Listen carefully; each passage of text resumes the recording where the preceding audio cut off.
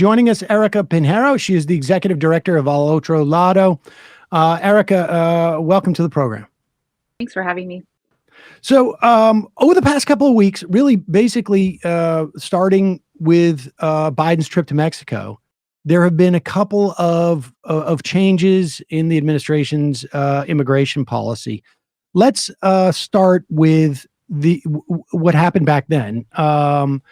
There were changes to the asylum process. Can you walk us through those? Sure. Well, it's important to understand that Biden has really supercharged the Trump policy known as Title 42. That's a policy where they use the excuse of COVID to completely close the border to asylum seekers. So that's been in place since 2020. During that time, the majority of people seeking protection in the United States have just been stuck on the border. So there's been, now Biden is saying he's going to let in a few people. Some of them are from certain countries like Venezuela, Haiti, and Cuba, but those people need to be able to afford a plane ticket, have a financial sponsor in the United States, and fill out an app basically to make an appointment. And others are being given very limited appointments, and they too have to fill out an app and wait several weeks to actually be admitted to the United States. So it's a little bit more open, but it certainly doesn't reflect what the law says asylum should be, which is a universal right to protection. Okay, so a couple of things. Like my understanding is that both U.S. law and international law basically say that if you come to this country, you step foot in this country, and you claim you're seeking for asylum, that you are required to have some form of due process to adjudicate that claim. And what Title 42 does is basically says, we're going to bypass that thing and we're going to bump you out. And it's amazing because it seems to be the only recognition that COVID still exists in this country by the administration. And then what you were talking about, if I understand it too, is the expansion of this parole authority, which allows for 30,000 asylum seekers a month that can stay for up to 2 years. But again, all the processes, and this is like you say, for Venezuela, Haiti, Cuba, and Nicaragua, all the processes are, there's a hurdle there in accessing these processes, but that they have narrowed the for the asylum for the other asylum seekers, and presumably it's other people basically coming from Latin America, Central America, crossing the border. They have narrowed the scope of what constitutes a certain amount of political vulnerability or personal security, which would constitute a claim for asylum. Is that the case? Well, I think first it's important to understand that the asylum seekers coming to the border are actually from all over the world. It's not just Latin Americans. My organization, for example, helped people from over 50 countries just in this past year. And the second thing is there's no determination, there's no predetermination of who actually qualifies for asylum. The threshold is, can you access this app? Can you fill it out?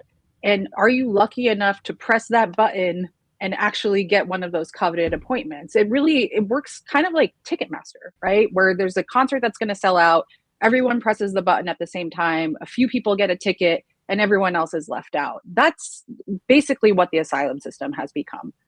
So there's no substantive determination. It's just, can you press the button fast enough? And just give us a sense of what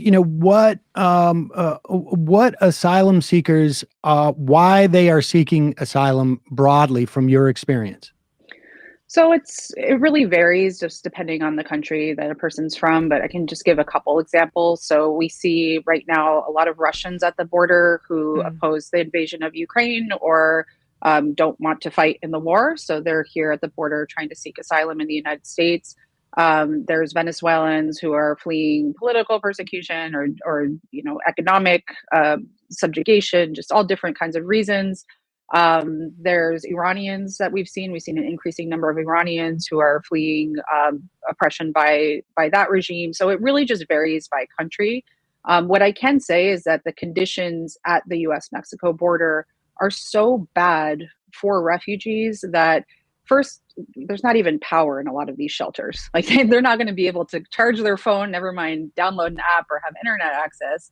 It's incredibly dangerous. So the majority of people have experienced some kind of crime victimization.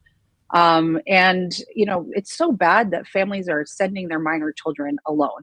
And we see these stories all the time. So it's, people are fleeing unimaginable horrors, but they're certainly not safe waiting on this side of the border. And definitely most of them can't wait a few weeks for an appointment.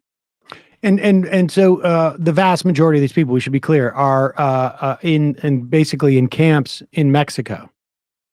Yeah, there's camps that have sprung up and they, continue to spring up along the border. Sometimes the Mexican government will come in and clear them out and deport people back to home countries under pressure from the United States, of course.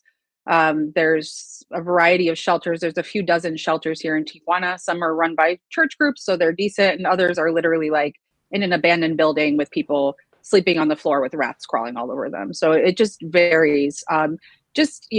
To give you a sense, there are refugees who have money, right? There's people who have resources and they're staying in hotels. They usually wait in Mexico City or a safer place before they come to the border to seek asylum. Those are the people getting the app appointments. It's not the person sleeping on the rat covered floor, with a baby next to them. It's the rich person who has the means to have internet access, have a safe, warm hotel room, who's able to press the button on CBP1 and get that appointment.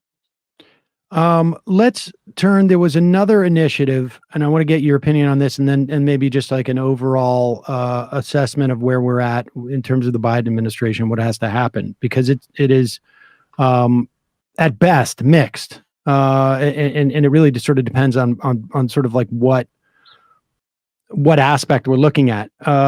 Mayorkas, the DHS secretary, last week unveiled an initiative to allow immigrant workers to give them a safer legal process to report unsafe or exploitive working conditions. What can you tell us about that, and what's your perspective on that? It supposedly will defer deportation so that the threat of reporting an abusive workplace is diminished in some way. I mean, it's definitely a positive development. It is the result of years of advocacy by immigrant labor groups. We've had programs in the past where immigrants can report trafficking to DHS or labor violations. So overall, I think it is positive. Now, the real problem that needs to be addressed is the fact that a person's legal status is tied to their job, right? So even if it's safer to report violations, and even if you're not going to get deported, if you lose that job, you're probably losing your legal status as well. So you might be in this kind of limbo for a little while your case is adjudicated, but it doesn't mean that you're actually going to get status in the United States. So that problem still remains. So give me your assessment of where the Biden administration has been up to this point overall, and what are some of the biggest asks or the most urgent asks of the administration at this point? I think that the Biden administration has failed to articulate a positive vision of what immigration could be. Really, what I've seen over the past few years is that the right wing has dominated the news cycle and really redefined what the immigration issue is. They're calling it open borders when in fact, we're ramping up Trump era policies that close the borders. It's completely unhinged from reality, but really the right wing has done a good job of swaying public opinion against refugees at the border and against immigration in general. So I think there's been, like I said, a real failure to articulate a positive vision. Just from an advocacy standpoint, we've been incredibly disappointed with the Biden administration. I've spent countless hours in stakeholder meetings trying to help, create some policies that could be more humanitarian and safe and orderly. But they've really kind of kowtowed to this right-wing pressure and just become, I would say, a lot closer. The policies look a lot more like Trump than we ever expected. Can you? I'm sorry, go ahead. No, I mean, can you just expand on that point and how asymmetrical this has been since our immigration laws are really outdated, haven't been updated in a long time, and a lot of what has the movement has been on the right, with some of these like administrative measures and Biden tripling down on Title 42. Just in the zooming out a bit, how outdated is this, and how much has the right had success in moving it in one direction over the past few decades? Well, what tends to happen, even when there is some kind of movement on immigration in a positive direction, is the compromise is always border security, right? So we've seen Customs and Border Protection expand at an exponential pace over the past few decades. And really, the compromise is supposed to be easier legal immigration for better border security. But we haven't seen easier legal immigration, right? That usually that part of the compromise doesn't come to fruition. And so what we've seen is just this really intense militarization of the border, this denigration of the right to seek asylum, right? And when we're talking about the law being outdated, the Refugee Convention is codified in federal US law. It, like, Sam mentioned earlier, if you come to the border and you ask for protection, you should get due process. Those laws are not being followed at all. So, I mean, my first ask would really be follow the law that exists, and then maybe we can work from there at fixing what needs to be fixed. What seems to be really odd to me too is that,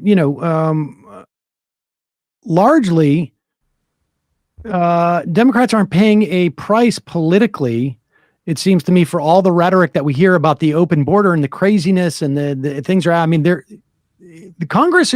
Republicans in Congress are very close to being able to sort of like move forward with attempting to impeach Mayorkas.